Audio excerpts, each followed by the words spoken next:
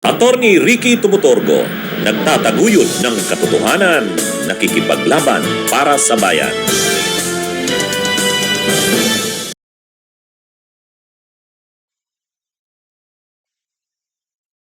Mga kabunyog, mga kababayan, magandang araw po sa inyong lahat. Welcome po sa isang namang episode ng ating talakayan dito po sa aking bagong segment, Ang Take Ko, ni Attorney Ricky Tumutorgo.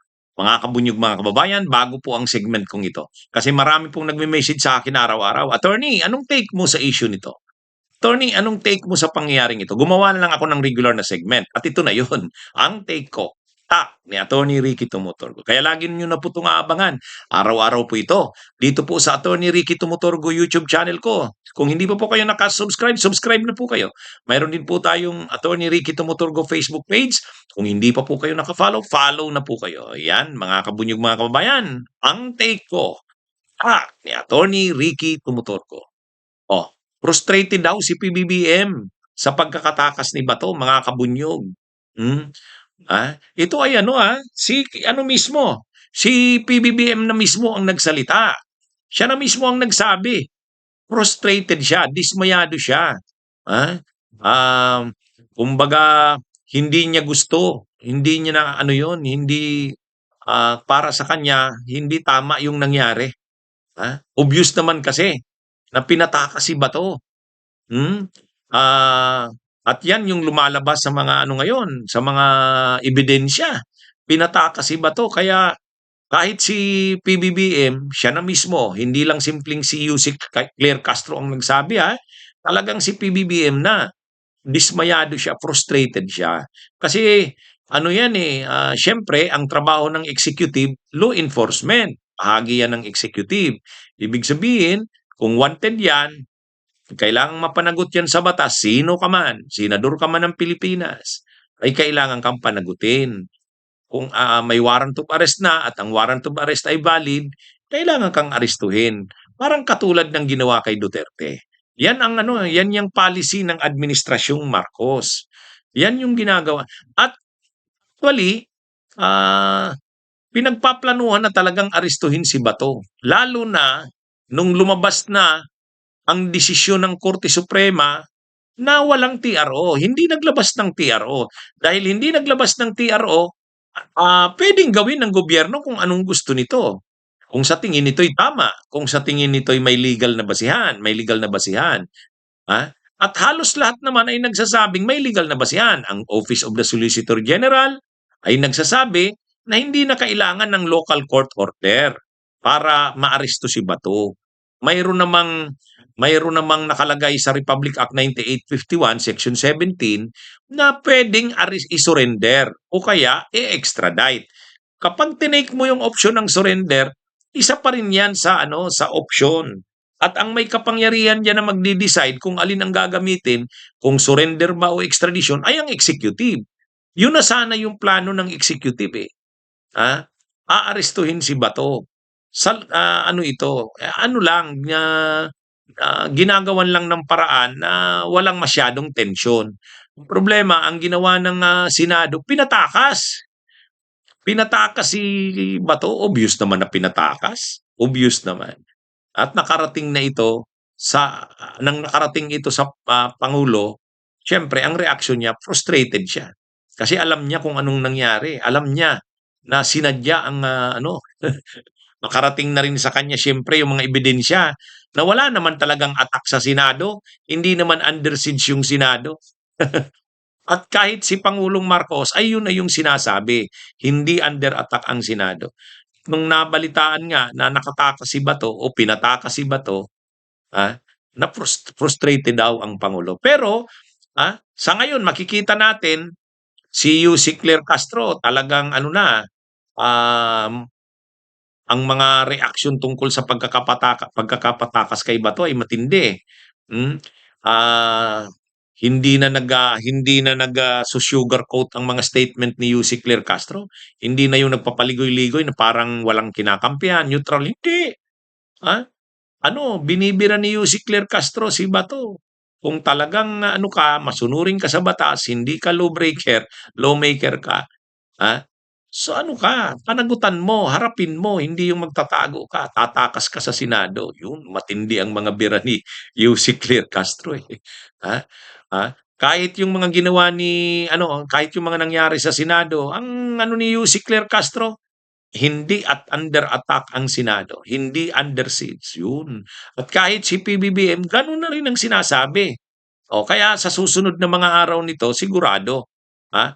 Ah, ano na 'yan, kumbaga gagawin na talaga ng, gobyerno, hmm, ang pag-aresto kay Bato niyan. Sabi ng NBI mayroon silang lead, ha? Tsaka yung NBI, hindi naman tatantanan niya ng NBI, eh, parang NBI na yung, umaaktong lead agency diyan sa pag-aresto kay Bato, eh, ah. At lalo na narinig na ang reaksyon ng pangulo ay nagsabi ng dismayado siya. So ibig sabihin dahil frustrated siya sa nangyari, gagawa ng paraan 'yan ang, NBI para ano, maaresto uli si Bato. Ngayon ay mayroong lead na ang, NBI ayon kay, NBI Director Melvin Matibag. Kaya actually mas delikado pa nga ngayon ang lagay ni Bato kasi kung nandun siya sa Senate, 'no? Kung nandun siya sa Senate, ano 'yun, naka-television, naka-livestream, lahat ng nangyayari nakaano sa publiko. Pero ito kapag nalaman na kung saan nagtatago si Bato at ni-raid ito, ano 'yan, delikadong lagay niya diyan, lalo na kung manlalaban siya diyan, ha? 'Di ba, mga kabunyog, mga kababayan, ano 'yun, oh, lalo na ngayon na ang presidente ay ano na, may reaksyon na, ah. Ano na 'yan, ibig sabihin niyan, paplanuhan na talaga 'yan ng operation ng mga law enforcement, agencies or units. Hmm, nung una kasi itong si Junvic Rimulya, SILG, Secretary of Interior and Local medyo malamya, eh, malamya. Pero ngayon siguro medyo ano na, nagbago-bago na. Nag-presko na kasama si Nartates at pinakita nila na talagang ano, drama yung ginawa nila Cayetano, sinungaling. Hmm, wala namang pinapaputukan si Aplasca. Yun ang lumabas, 'di ba? Nakakabilib. Yun yung pinakitang video. Kaya ano 'yan, ah, ah, sinungaling itong, si Aplasca at saka si Alan Peter Cayetano. Anyway, mga kabunyog, mga kababayan, si Junvic pa rin daw ang sa DILG. Sabi ng Malacanang may tiwala pa rin sila kay Junvic.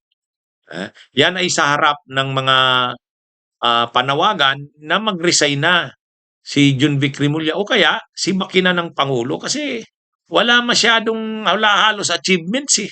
Panay pa preskon lang, panay pa pugi. O tapos nangyari pa itong, insidente sa Senado kung saan nakatakas si Bato. Eh, kagagawan niya yan, eh, pumunta doon si Junvic Rimulya. Kaagad-agad ang inanunsyo, "Hindi ako nandito para arestuhin si Bato." Okey, kung hindi man 'yan ang sadya mo, bakit kailangan mo pang ipangalandak? Pangalawa, pumunta siya doon sa mga ano, mga senador, hmm, nag-aano pa sila, nagtatawanan, hmm, hindi magandang tingnan.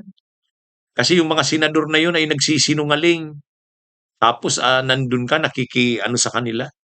Oo. Tapos pagdating dun ni John Vic Rimulya kaagad ang unang statement niya nung magkausap na sila ni Aplasca sabi niya, may nagtangkang pumasok, mga armed men daw, nagtangkang pumasok sa loob ng Senado. Kaya pinaputukan ng USAA nila Aplasca. Ganun yung statement ni John Vic Rimulya nung gabi na yun, yung May 13. Oh, hindi man lang muna ang tinanong lang si ano, eh, si, ah, Aplasca. Dapat ano, nag-ano muna siya, eh, di lumalabas ngayon, hindi totoo yung sinabi ni Aplasca o nabudol siya si Junvic. Pero anyway, ang sabi ng, ng palasyo ni Jose Claire Castro, may tiwala pa daw kay Junvic Rimulya. Kaya sa kabila ng kaliwa't kanang mga panawagan na mag-resign na si Junvic Rimulya o kaya si makina ng pangulo, ng Pilipinas. Pero ngayon ang statement ng Malacanang, may tiwala pa rin daw sila kay, Junvic Rimulya bilang DILG. Pero Okay, kung may tiwala, sana naman sa part ni John Vic Rimulya, bumawi siya. Gawin niya yung nararapat.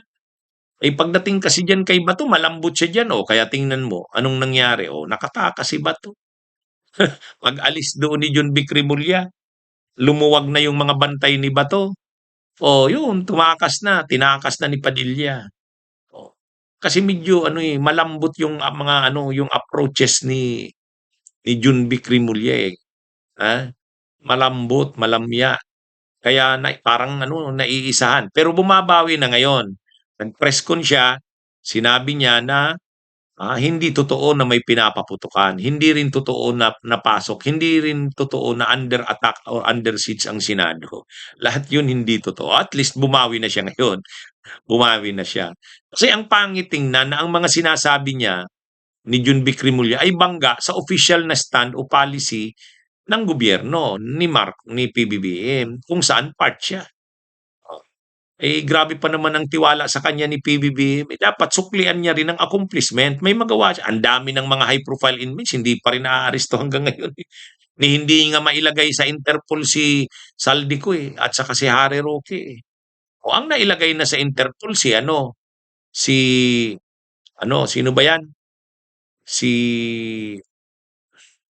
Sino ba yung nailagay na center? Si Atong Ang. O, yun, nailagay na. Pero si Saldico, at saka si Harry Roque, hindi pa rin eh. Oo. Na Interpol Red Notice. Oh, anyway, mga kabunyog, mga kabayan, yan yung sana si Junvic Rimulya, i-prove niya na. Kasi may tiwala pa raw sa kanya ang Pangulo, hindi siya tatanggalin eh. O di, ano niyan, ipakita niya rin na tama yung desisyon sa kanya. Na, na i-retain siya. O, gawin niya rin. Si Abalos noon, magaling eh. Magaling. Sana ganun din yung gawin niya ni Junvic Rimulya. Hindi, sa totoo lang mga kabunyog, mga kababayan.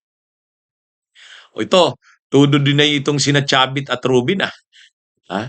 Tungkol doon sa pagpapatakas kay yung pagpapatakas kay dito kay Bato de la Rosa. Oh. Ang lumabas kasing mga balita, lalo na si Montulfo, ang sabi ni Montulfo, pagkagaling daw sa Senado, dinala sa Manila Yacht Club. Oh. Yung mga nakaparada doon ng mga yate. Oh. Si Chavit Singson, mayroon dong private na yate doon. Oh, ginamit daw 'yon, tapos dinala daw sa Batangas, sila Bato, tapos sumakay ng helicopter o chopper papunta na ng Mindanao. O, 'yan yung sabi ni ni Montulfo. 'Yun yung sabi niya. At yung may-ari daw ng yate na 'yon, ah, um, ay si Chavit. Oh. At ang nag-escort kay Bato ay si Rubin. O ngayon, todo tanggi na itong dalawang ito. Si Rubin at saka si Chavit. Si Rubin, ang sinasabi niya, actually napakasimple naman ng tanong sa kanya. Pero kung ano-ano pang sinasabi ni Rubin, sabi ni Rubin, hintayin na lang natin ang investigasyon. Bakit naman hihintayin mo ang investigasyon? Simple lang naman yung tanong sa kanya, kaya lang, mahirap kasi yung palusot niya eh. Mahirap yung palusot niya, wala siyang palusot diyan. 'Di ba mga kabunyog, mga kababayan? Oh. Kaya si Robin kung ano-anong palusot, tsaka hintayin na lang daw ang si Chavit Singson naman, hindi daw siya hindi raw siya hindi daw totoo yung mga sa kanya, mga aligasyon sa kanya, Sabi niya, ito yung eksaktong ni Chavit Singson. Chavit denies providing Bato a yacht. Gusto lang nila ako isabit para i-raid ang bahay ko. Oh. Hindi raw siya nag-provide ng yate kay Bato. Gusto lang daw i-raid ang kanyang bahay. Oh. Siyempre, kung sangkot siya, ah, ah, kung sangkot siya sa mga ganyan na pagtakas ni Bato, i-raid daw ang bahay niya. Oh, yan yung sabi ni Chavit. Hindi daw totoo yan na nagpagamit siya ng yate niya. Hindi raw totoo na yung chopper niya pinagamit niya rin. Oo. Kaya ang ano na daw tingin niya diyan gustong i-raid ang bahay niya at para magkaroon ng rason na i-raid, ito ngayon pinapalaki 'tong, ano daw, involvement niya sa pagtakas ni Bato. O yan yung dini-deny ni Chavit, Eh, hindi naman talaga kasi malayong gawin niya yun, eh. Unang-una DDS na rin siya, ha? Pangalawa, ano yan, magkaibigan naman talaga sila nila Bato, oh. Tsaka DDS na nga siya kaya tutulungan niyang, makatakas ang mga ganyan. Ay siyempre siya yung may kakayahan, eh, siya yung may yate, siya yung may private chopper, sobrang yaman na niya ni Chavit, eh. Oh, at, ano yan, sanay si Chavit sa mga ganyang operations. Bagamat matanda na siya, pero alam niya yung mga ganyang operasyon noon pa, panahon ni Hera, panahon ni Gloria, yan. O, kaya lang siyempre hindi naman tatanggapin yan. Hindi naman yan aaminin ni Chavit. Siyempre may mga ano yan, tulad niyan, mga palusot, mga ano, deny. Hindi daw siya totoo, hindi daw totoong ano siya, involved siya sa pagtakas ni Bato. Anyway, malalaman natin 'yan sa susunod na mga araw. Actually naglalabasan na yung mga video, mga ebidensya, kaya nga itong si Ruben Padilla hindi rin 'to makakatakas. Kasi kitang-kita naman sa CCTV kung anong nangyari, anong ginawa niya nila ni Bato, eh. Oh, 'di ba? Oh, ano 'yan. At saka sa bandang huli marami pang lalabas diyan na mga impormasyon. Ano 'yan, yung pagtutudo-deny ni Ruben at saka ni Chavit sa bandang huli mahihirapan sila diyan. Lalo na 'pag gumulong na yung imbestigasyon ng ano, ng, DOJ at sigurado dun makikita dun ang mga ginawa ni Ruben saka ni Chavit at kapag may mga ebidensya dun, may mga testigo, kakasuhan sila niyan. Kakasuhan sila, nag-warning na ang gobyerno, eh, ang administrasyon, eh. Hindi nila hahayaan na ano, na ano ito. Kaya anyway, mga kabunyog, mga kababayan, abangan natin. Magandang araw sa inyong lahat. Mabuhay po tayo.